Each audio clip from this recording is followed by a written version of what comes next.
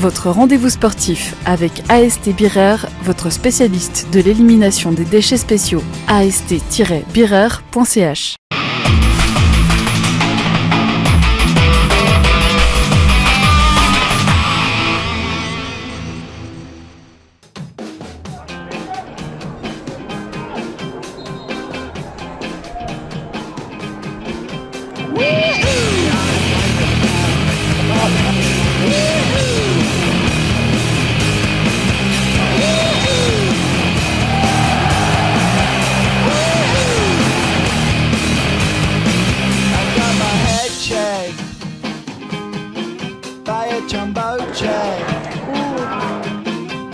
Mesdames et messieurs, bonsoir et bienvenue dans votre émission sport sur Télé Bilingue. On se trouve aujourd'hui à la Tissot Arena, sur le terrain même, où se tenait cette semaine un tournoi de préparation qui a une longue tradition derrière lui, la Coupe Horlogère.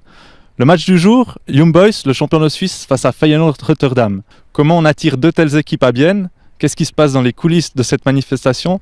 Je crois que ma collègue Vera Jordi a justement quelqu'un à côté d'elle qui pourra répondre à ces questions. Ja, bei mir ist jetzt einer, der hier die Fäden zieht, sozusagen der Turnierdirektor vom Uhrencup, der Simon Lager. Guten Abend, Herr Lager. Die Tribünen, die waren heute Abend ziemlich leer gewesen, rund 2300 Zuschauer. Ist das eine Enttäuschung? Eine Enttäuschung ist es nicht. Wir haben gewusst, es ist A, Weltmeisterschaft, B, Kickoff 18:00. Ist leider nicht anders gewesen. Einerseits wegen der Weltmeisterschaft.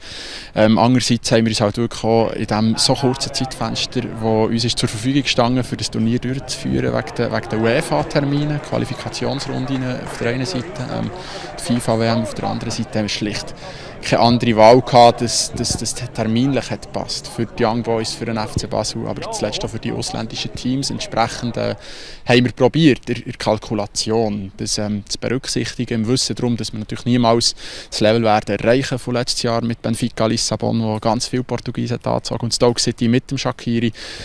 Insofern würde ich nicht sagen, ist es eine Enttäuschung. Es ist sicher schade, haben wir gestern im Speziellen nicht mehr Basler gehabt, da haben wir definitiv mehr erhofft. Dafür sind wir positiv überrascht worden mit fast 500 Fans von Wolverhampton. Ja, wir sind jetzt bei Turniermitte, wir haben noch 2 Spiele und wissen, dass es vor allem am Samstag, im IB-Saison-Start-Event im Neufelden Bern, sicher eine super Kulisse wird geben. Ihr habt es jetzt gerade angesprochen, es gibt dieses Jahr erstmal ein Spiel in Bern. Wieso das? Ja, es ist eine längere Geschichte. Wir haben probiert, ein Spiel in Grenchen, wo der Uhrencup herkommt, durchzuführen. Das war nicht möglich gewesen. Die Stadt hat gerne, das verstehe ich, 2 Spiele gehabt, haben uns eine Deadline gesetzt, die wir nicht können, erfüllen konnten. Und zwar, weil wir einfach dann die ausländischen Teams noch nicht hatten. Und dann wäre der Spielplan gar nicht umsetzbar gewesen, je nach Mannschaft, die wir haben verpflichtet wegen Sicherheit und Infrastruktur. Und entsprechend sind wir dann halt gezwungen gewesen, einen Entscheid zu fällen und sind dann so auf Bern gekommen. Klar, jetzt mit dem Meistertitel verbunden haben wir auch die Hoffnung, dass das neue Feld, das IB während 5 Saison, anfangs der Nullerjahre, die Fans hat gefesselt nach schwierigen 90er Jahren, die Euphorie können entfachen, die jetzt wieder da ist rund um das Team. Und das ist so ein bisschen der Hintergrund, kurz zusammengefasst, wieso wir im neuen Feld zu Bern spielen. Ja, und es gibt durchaus Mannschaften, die die Stadien auch im Rahmen eines Vorbereitungsturniers können füllen können. Ist das auch das Kriterium, wie ihr eigentlich die Teams auswählt, die ihr einladen? Oder sind da andere Sachen, andere Faktoren wichtig? Oder nur wie viele Fans das sie bringen?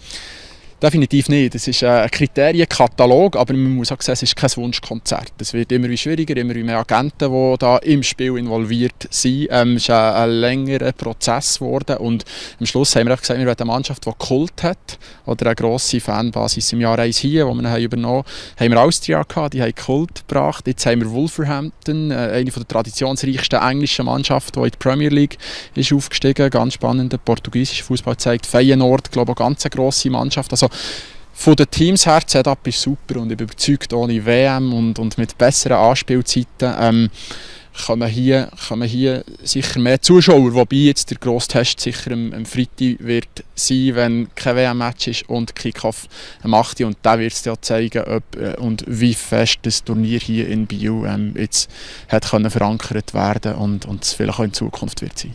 Wenn wir jetzt gerade noch ein bisschen in die Zukunft schauen, vielleicht ganz kurz als letzte Frage. 2019 gibt es weder EM noch WM.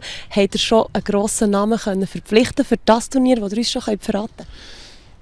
Unmöglich, und zwar einfach schlicht aus terminlichen Gründen. Also kein Team lässt sich committen vor dem Januar. Während der Winterpause fangen sie langsam an, wenn es unter Umständen absehbar ist, wie sie rangiert sind, wie sie vielleicht die Saison werden abschließen. Dann fangen sie an zu planen, was sie ihre Sommertrainingslager verbringen, und das hat einen Einfluss auf die Teamplanung, die man in der Regel ab März und April in Angriff nehmen kann. Merci vielmals, Simon Lager, für das Interview. Wir bleiben gespannt, was nächstes Jahr passiert. Ja, und wir schauen jetzt, was heute Abend passiert ist zwischen BSC, IB und Feyenoord Rotterdam. Wir haben eine kurze Zusammenfassung von diesem Spiel. Guillaume O'Haraud, l'attaquant des Young Boys, est l'homme du match. Dans ce match qui oppose les Bernois et Feyenoord de Rotterdam, le Français d'origine n'a besoin que d'une mi-temps pour le prouver. À la 31e minute, en se déplaçant en direction de la ligne de but, Kevin Mbabou réussit à feinter 2 joueurs hollandais placés à sa droite. Il centre le ballon au point de penalty. Le timing parfait, Guillaume O'Haraud se débarrasse de 2 défenseurs et marque le premier goal, 1-0 pour les Young Boys. Les Young Boys dominent la deuxième mi-temps. Les duels sont engagés, mais le match reste fair-play durant 90 minutes. Après une faute sur Michel Abicher à la 76e minute, un coup franc de 25 mètres. Après ce lob, les joueurs de Feyenoord perdent le sens de l'orientation. Jean-Pierre Nsamé profite de cette occasion pour utiliser ses talents d'acrobate. Le score est de 2-0 pour les Young Boys. Après un centre exemplaire de Leonardo Bertone, Grégory Wittrich inscrit le 3-0 à la 80e minute. C'est le score final. À l'issue de ce prestigieux duel, les Bernois s'offrent une franche victoire.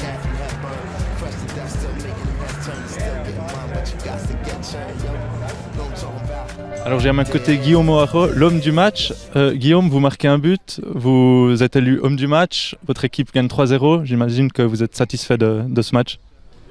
Oui, satisfait, surtout sur le plan collectif. Je pense que ce soir on a pu avoir encore plus de confiance et de certitude sur certaines choses. Et on a bien travaillé au camp d'entraînement et voilà, on est à 10 jours de la reprise de la saison. Donc c'est les derniers réglages et c'est vrai que c'est toujours bien, même en amical, de gagner des matchs parce que c'est la tête, c'est clair que le corps il faut qu'il soit prêt, mais la tête aussi c'est important. On aura une grosse saison, la Coupe d'Europe aussi, donc beaucoup de matchs et il faut qu'on soit frais et performant d'entrée.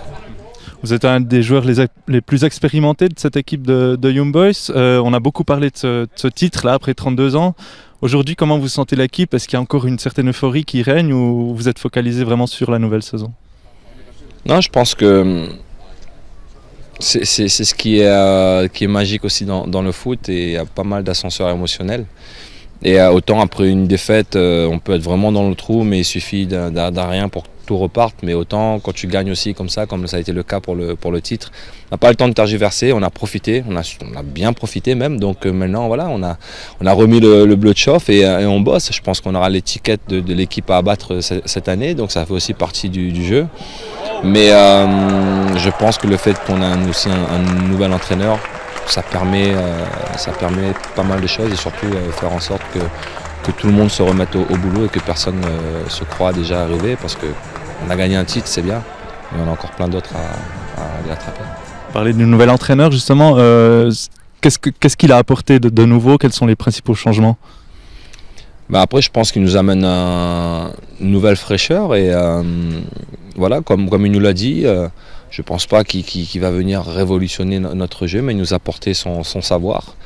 Et jusqu'à présent, je pense que tout le monde adhère, ça s'est fait naturellement, quoi. Donc son discours, en tout cas, moi je l'aime bien. Je pense que toute l'équipe aussi, c'est le cas. Et après, vous savez, la vérité, c'est le terrain. Quand on gagne, c'est beaucoup plus facile. Mais je pense qu'on a une très belle saison en perspective. Et si on ne fait pas les cons, si on est professionnel, si on travaille dur, on pourra avoir encore de belles histoires à raconter. Guillaume O'Haraud, merci. Je vous laisse aller préparer cette nouvelle saison. Quant à nous, je vous propose de passer du foot à l'hippisme. Il y avait ce week-end se tenaient les journées équestres à Tavannes.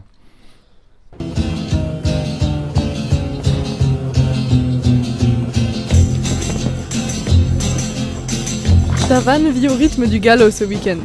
Le Lance Jardin accueille les journées équestres de Tavannes. Chloé Boya élève des chevaux à Tramelan et monte à cheval depuis qu'elle a 9 ans. Elle est contente de son parcours, malgré une perche touchée. Une perche, c'est vite fait. Une seconde d'inattention et la perche est faite. Autant si le cheval n'est pas attentif que nous ne sommes pas attentifs. Mais on ne peut jamais prévoir. Même le meilleur cavalier, il fait des perches, ma foi.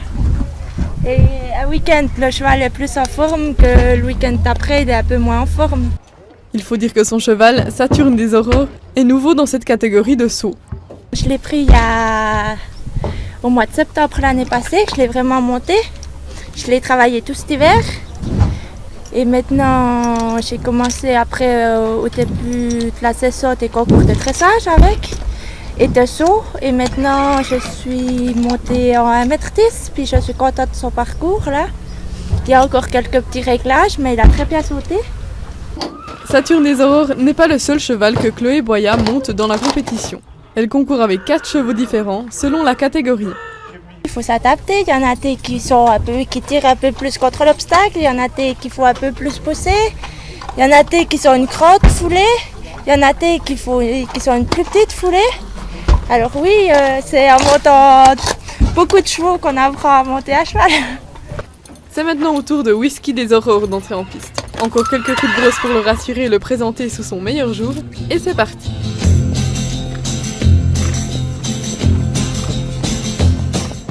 Ja, vom Reitsport zurück hier in die Tissot Arena an Uhrencup. Wir sind am Schluss von der heutigen Sendung. Weiter geht es nächste Woche mit Rudern und dem Seeklub Biel. Wir sehen uns dann wieder. Habt's gut.